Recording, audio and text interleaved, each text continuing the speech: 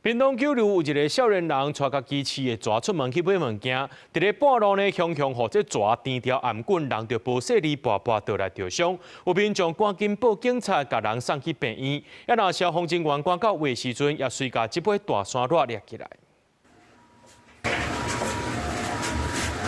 救护车赶到现场，有民众通报，一名查甫人互蛇颠伫颔棍仔，因为喘无气，跋倒去弄着头。代志发生伫12下晡4点外，屏东九如乡的东宁路，连消防人员嘛出动到现场斗掠蛇。厝边仔表示，这名少年仔定定带蛇出来散步，想袂到煞发生意外。他从这样往后推，撞到那个后脑，好大力哦！而且那个蛇一直勒在他的脖子上，还有隔壁的那个鸡蛋糕。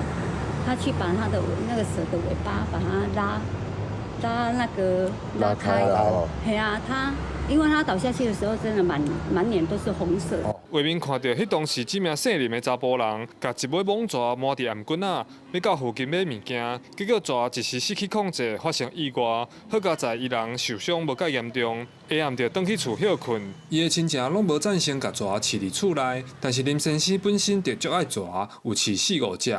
即摆发生遮尔危险的状况，伊出面甲救伊的消防人员点头说多谢，嘛向社会大众回失礼。不应该不对的时间把他带去不对的场所，是我这个事主没有做到负责任的。我想这应该是最坏的示范。